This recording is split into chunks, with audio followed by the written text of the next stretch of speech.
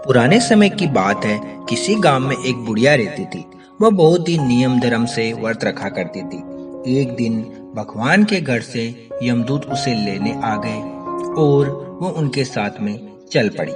चलते चलते गहरी नदी आई तो यमदूत बोले कि माई, तुमने गोदान किया हुआ है या नहीं? बुढ़िया ने उनकी बात सुनकर मन में श्रद्धा से गाय का ध्यान किया और वह उनके समक्ष आ गई। बुढ़िया इस गाय की पूंछ पकड़कर नदी पार कर गई। वह यमदूतों के साथ फिर आगे बढ़ी तो काले कुत्ते आ गए। यमदूत बोले, कुत्तों को दान किया था? बुढ़िया ने मन में कुत्तों का ध्यान किया तो रास्ते से हट गए। अब बुढ़िया फिर से आगे बढ़ी तो रास्ते में उसके सिर पे कौवे ने चोंच मारना चालू कर दिया। यमदूत बोले, माई, ब्राह्मण की बेटी के सिर पे तेल लगाया था? बुढ़िया ने ब्राह्मण की बेटी का ध्यान किया तो कौवे ने चोंच मारना बंद कर दिया। कुछ आगे बढ़े तो बुढ़िया के सिर पे कांटे चुभने लगे। यमदूत फिर से बोले, माई, किसी को खटाऊ दान किया था? बुढ़िया ने ध्यान किया तो खटाऊ उनके पैरों में आ गए। बुढ़िया फिर आगे बढ़ी।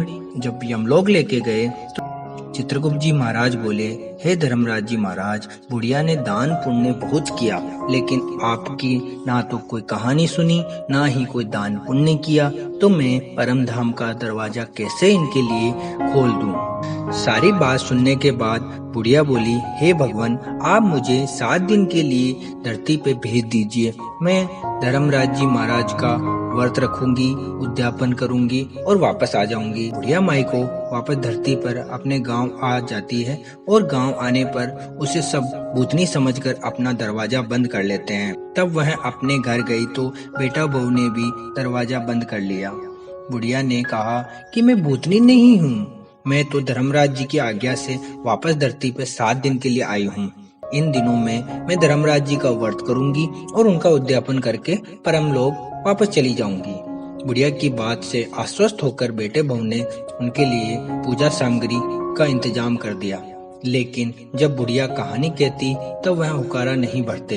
इससे बुढ़िया फिर अपने पड़ोसन की कहानी सुनाती और वह हुकारा भरवाती। 7 दिन की पूजा व्रत उद्यापन के बाद धर्मराज जी ने बुढ़िया के लिए विमान भेजते हैं। स्वर्ग का विमान देख उसके बेटा बहू के साथ सारे गांव वाले स्वर्ग जाने के तैयार हो जाते हैं। बुढ़िया ने कहा कि तुम कहाँ तैयार हो रहे हो? मेरी कहानी तो पड़ोसन ने सुनी थी, इसलिए वही मेरे साथ जाएगी। सारे गांव वाले बुढ़िया से धर्मराज जी की कहानी का आग्रह करते हैं। तब बुढ़िया उन्हें धर्मराज जी की कहानी सुनाती है। कहानी सुनने के बाद ग्रामवासी विमान में बैठ के स्वर्ग लोक चले जाते हैं। धर्मराज जी कहते हैं, मैंने तो विमान केवल बुढ़िया को लेने के लिए भेजा था।